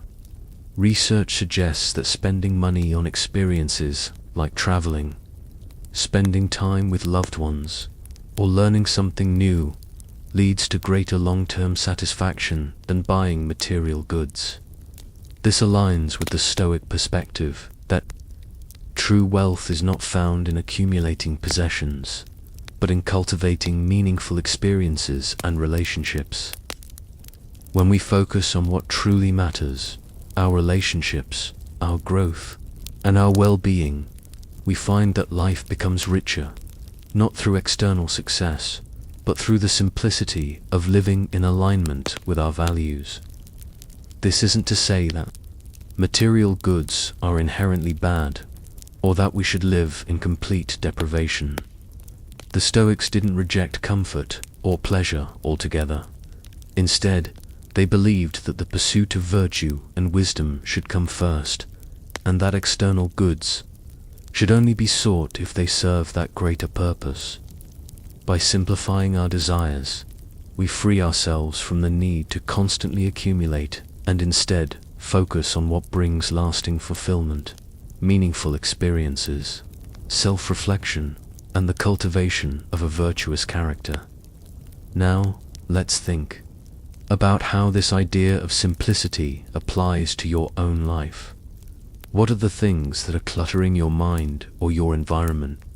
Maybe it's physical possessions, like clothes or gadgets that you don't need. Maybe it's mental cluttered thoughts or worries that keep you from being present in the moment. What would it look like if you started to simplify? If you focused on what's essential and let go of the excess? This doesn't mean you have to give up everything you enjoy, but it does mean reflecting on what truly adds value to your life and what's just taking up space. The Stoics would encourage you to let go of the unnecessary distractions, to stop chasing after things that don't contribute to your well-being, and to focus on cultivating what truly matters: your character, your relationships, and your ability to live in harmony with nature. When we simplify, we create the space for what truly brings us peace and fulfillment. As you continue to relax and reflect on these ideas, consider how you can begin to simplify your life. What can you let go of that no longer serves you? What can you focus on that will bring you lasting peace and contentment? The Stoic principle of simplicity is a reminder that true wealth isn't found in the external world, but in living in alignment with our highest values. When we simplify, we open ourselves up to a deeper sense of fulfillment and joy. Let's shift gears now and explore a fundamental Stoic practice: gratitude. You might be wondering, how does gratitude fit into the Stoic framework? After all, Stoicism is often seen as a philosophy focused on endurance and inner strength in the face of hardship, not necessarily one that emphasizes the cultivation of warm, positive emotions. But here's the thing: the Stoics recognize that gratitude isn't just about being thankful for what we have in an emotional sense. It's about a deliberate practice of recognizing what's valuable in our lives and appreciating it with intention. For the Stoics, gratitude was a way of seeing the world with clarity, understanding that everything, whether perceived as good or bad, has value in shaping who we are and what we become. They saw it as a powerful tool for cultivating contentment and peace. Imagine for a moment that, every day, you took time to reflect on what you are grateful for. Maybe it's your health, your relationships, or even the simple fact that you have the opportunity to learn and grow. The Stoics would encourage you to start your day with a reflection on what you have, rather than what you lack. This simple practice can radically shift the way you experience the world. It helps you see abundance where others might only see scarcity, and it allows you to cultivate a sense of contentment that isn't dependent on external circumstances. Seneca, one of the great Stoic philosophers, wrote, "A great mind is like a well-constructed house. The more it reflects on its own inner strength, the more it recognizes its own worth." In other words, by practicing gratitude and focusing on the things that truly matter, we begin to build a life of strength and peace. No matter what's happening around us, philosophers still debate whether gratitude should be a constant practice or something that's only useful during difficult times. Some believe that gratitude is most meaningful when we're facing challenges and adversity, as it helps us find perspective in tough situations. Others argue that gratitude should be a constant practice, one that we cultivate regularly, regardless of the circumstances. The Stoics would likely agree with the second perspective.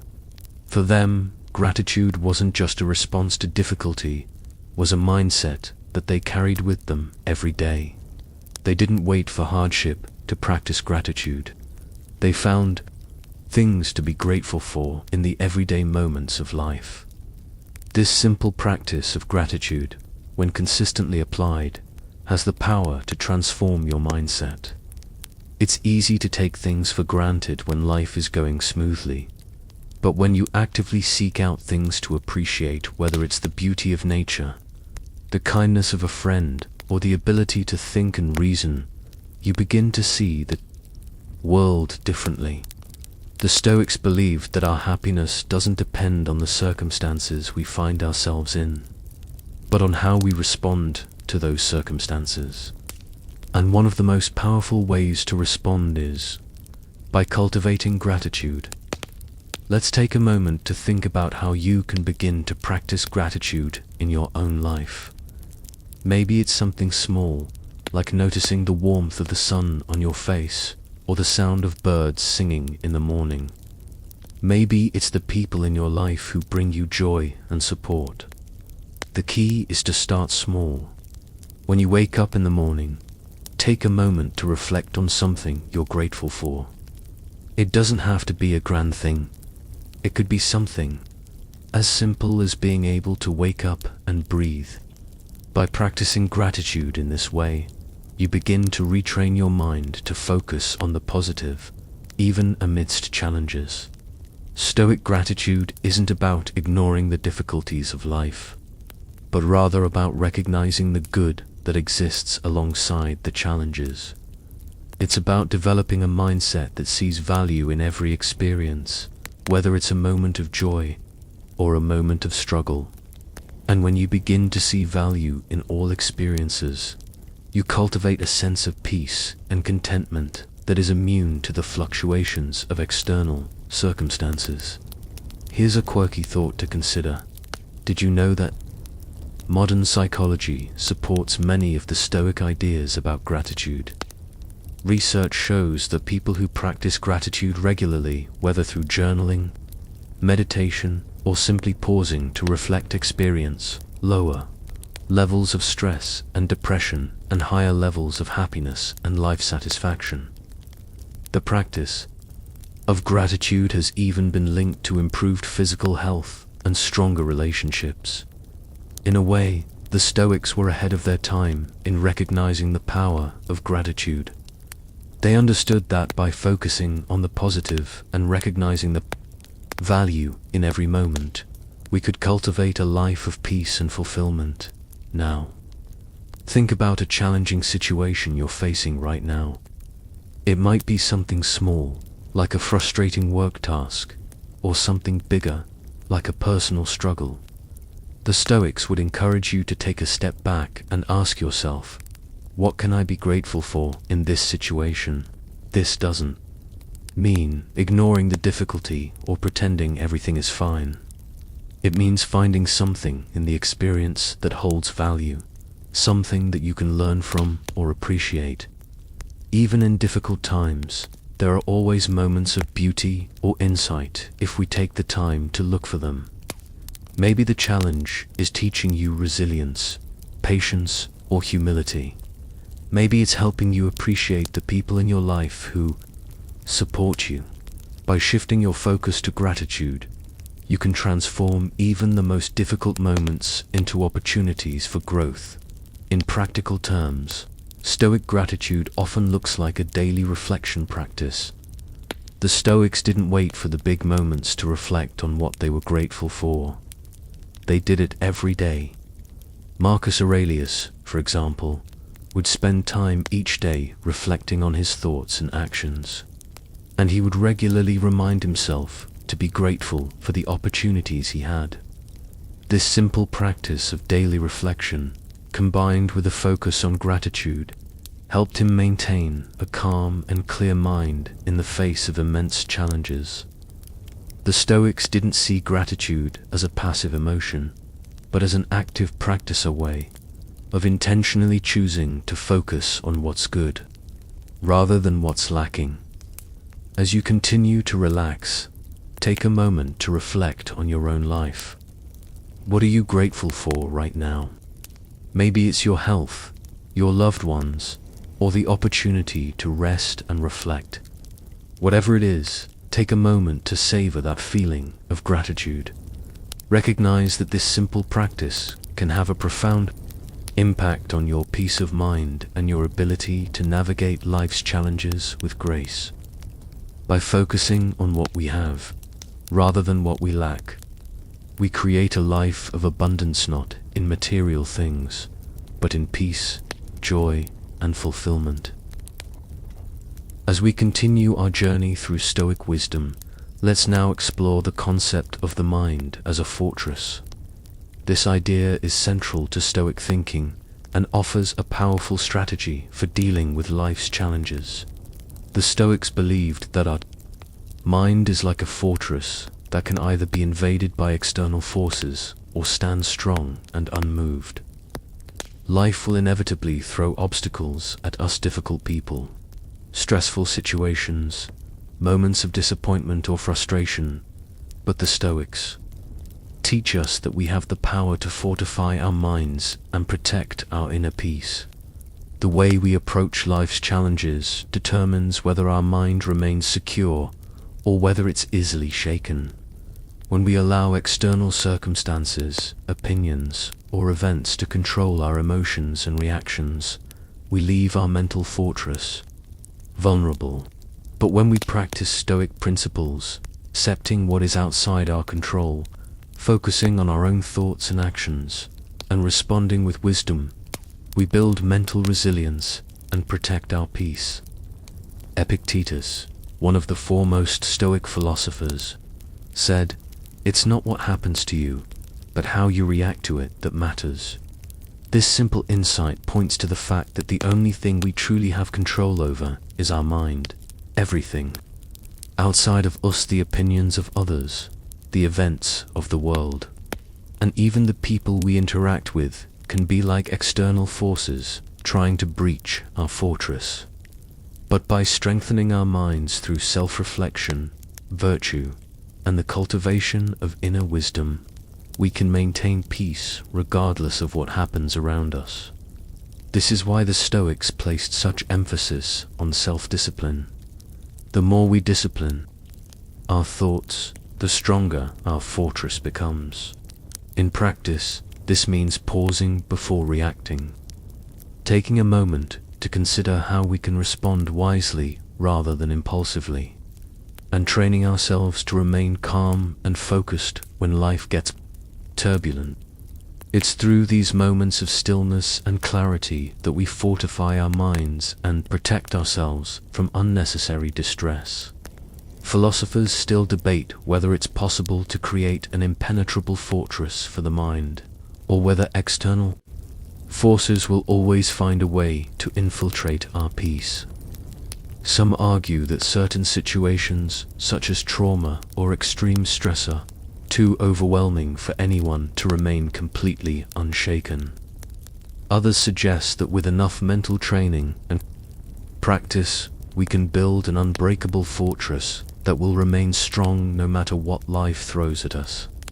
The Stoic answer to this question is somewhere in between.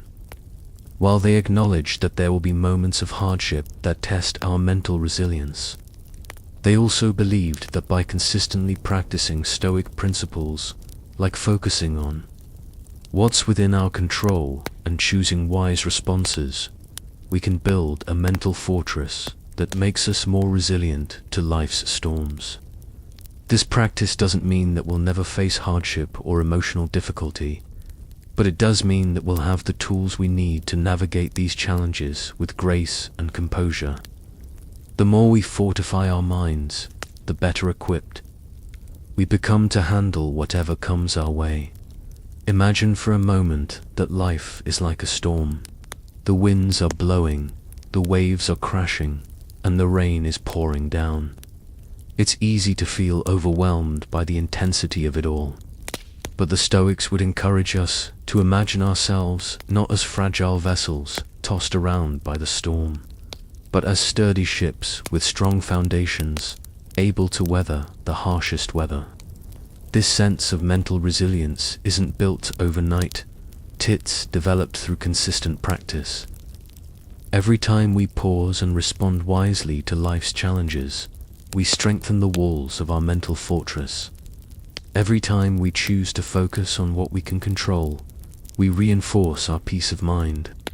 Over time, this practice makes us stronger and more resilient. One of the key aspects of building this mental fortress is learning how to detach from things that are outside of our control. It's so easy to get caught up in the dramas of the world, to become emotionally invested in things that have no bearing on our well-being. The Stoics teach us that we must learn to separate ourselves from the chaos of the world and focus on what is truly important. This doesn't mean we withdraw from the world or become indifferent to others. Suffering it means we recognize what we can and cannot control. We can't control other people's actions or the outcomes of our endeavors, but we can control our reactions to those things. By detaching ourselves from the need to control everything and everyone, we protect our mental fortress from unnecessary strain. Think about a recent event that caused you stress or frustration. What was it that bothered you the most? Was it the situation itself, or was it your reaction to the situation? More often than not, it's our interpretation and emotional response to events that cause the most distress. The Stoics would encourage us to pause and ask ourselves, what can I control in this situation? How can I respond in a way that reflects my values and virtues? By shifting our focus back to our own thoughts and actions, we regain control and fortify our minds against external stress. Here's a quirky tidbit to think about. Did you know that the practice of mindfulness in modern psychology is strikingly similar to the Stoic practice of self-control and mental fortification? Mindfulness teaches us to observe our thoughts without judgment, to focus on the present moment, and to detach from things that are outside our control. This practice helps us strengthen our mental resilience, much like the Stoic practice of focusing on what's within our control and cultivating inner peace. It's fascinating how ancient Stoic wisdom has parallels in modern psychological practices. Just as mindfulness encourages us to notice our thoughts and emotions without getting swept away by them, the Stoics taught us to observe our reactions and respond with wisdom rather than letting our emotions dictate our actions. In both cases, the goal is the same: to build a strong, resilient mind that remains steady in the face of life's challenges. Now, let's think about how you can begin to fortify your own mind. What are the things that tend to shake your peace? Are there certain triggers or patterns of thinking that cause you stress or anxiety? The Stoics would encourage you to reflect on these moments and consider how you can change your response. The more you practice responding wisely, the stronger your mental fortress becomes. Every time you pause, reflect, and choose a rational, virtuous response, you build more resilience. Over time, this practice becomes second nature, and you find yourself more at peace, even in the face of difficulty. This mental fortitude is one of the greatest gifts you can give yourself, and it's something that no external event can take away. As you continue to relax and reflect on these ideas, consider how you can start strengthening your own mental fortress. What would it look like to live with a sense of inner calm, regardless of what's happening around you? The Stoics would remind you that this is not only possible, it's the path to true peace.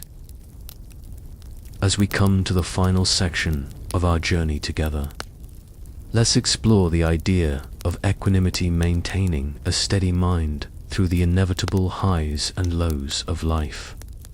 The Stoics believed that the ability to remain calm, balanced, and rational, no matter what life throws at us, is one of the most essential virtues. Equanimity is about finding peace, not just during moments of tranquility, but also in the face of adversity. Life is full of ups and downs, moments of joy and moments of sorrow, times of success and times of failure. We can't avoid the inevitable fluctuations of life, but we can choose how we respond to them. For the Stoics, the key to achieving this inner calm was to recognize that both joy and suffering are temporary, and neither should have the power to completely disrupt our peace. It's easy to feel elated when things are going well, or to feel defeated when things take a turn for the worse. But the Stoics would remind us that neither of these emotional extremes is necessary. In fact, they would say that by cultivating a sense of inner equanimity, we free ourselves from the roller coaster of emotional highs and lows that can often make life feel overwhelming. We learn to respond to both joy and sorrow with the same calmness and clarity, rooted in the understanding that everything is part of the natural order, and that our responses are the only things we truly control. Philosophers still debate whether equanimity is something that can be maintained at all times, or whether it's an ideal that's too difficult to fully embody. Some argue that it's impossible to remain completely unshaken by life's challenges, while others believe that it's a skill that can be developed with time and practice. The Stoics would likely fall somewhere in the middle, acknowledging that while we are human and will experience emotions deeply, we can also train ourselves to approach those emotions with wisdom, detachment, and grace. It's not about suppressing our emotions or pretending we don't feel joy or sorrow. It's about responding to those emotions with perspective.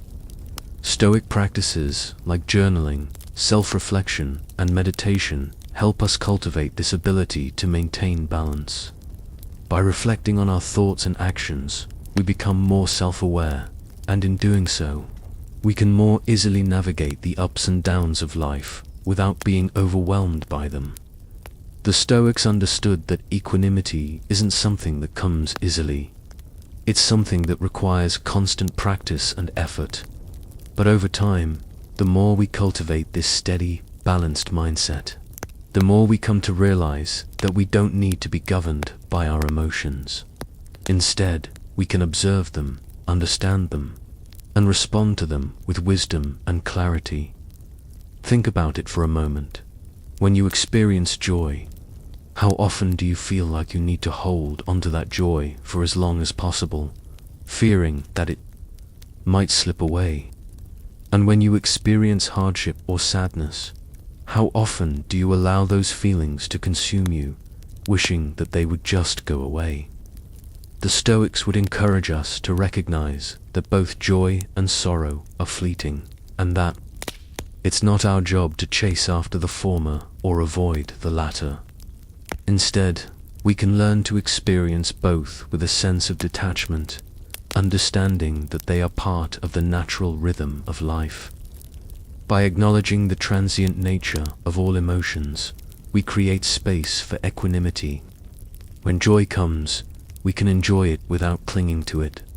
When sorrow comes, we can feel it without letting it take over our lives. This is the essence of Stoic resilience, experiencing life fully, without becoming attached to any one emotional state. Let's consider a moment in your life when you've faced a challenge, perhaps a setback, or something unexpected that threw you off course. In that moment, how did you react? Did you feel overwhelmed by frustration or disappointment? The Stoics would ask you to reflect on whether your response was grounded in reason and wisdom, or if you allowed your emotions to dictate your actions. The practice of equanimity encourages us to pause before reacting, to reflect on the situation with clarity, and to choose our response from a place of balance. Instead of being swept away by the emotional current, we learn to anchor ourselves in the steady understanding that whatever happens, we have the power to choose how we respond. Life will continue to bring challenges. This is certain, but the Stoics believed that our peace of mind doesn't have to be dependent on what's happening around us. It's within our power to remain steady, no matter the circumstances. In the face of loss, disappointment, or failure, we can still find inner peace by maintaining a sense of perspective, remembering that these moments are not permanent and that we have the strength to endure them. A quirky tidbit here: did you know that the practice of mindfulness in modern psychology aligns closely with Stoic equanimity? Mindfulness teaches us to be present with our emotions, to observe them without judgment, and to respond with clarity and calmness. This practice helps us build emotional resilience, much like the Stoic principle of equanimity. In both approaches, the goal is the same: to cultivate a steady mind that is not thrown off course by the inevitable ups and downs of life. Whether you're practicing Stoic reflection or mindfulness meditation, the key is to develop the ability to stay grounded, to observe your thoughts and emotions without becoming consumed by them, and to respond with wisdom and balance. It's fascinating how modern psychology is rediscovering ideas that the Stoics practiced thousands of years ago. Now, let's reflect on this. How would your life be different if you responded to challenges with equanimity? What if, instead of becoming overwhelmed by negative emotions, you could approach each situation with calmness, perspective, and clarity? What if, instead of chasing after joy or avoiding sorrow, you could simply allow both to come and go without clinging to them? The Stoics would argue that this is the path to true peace.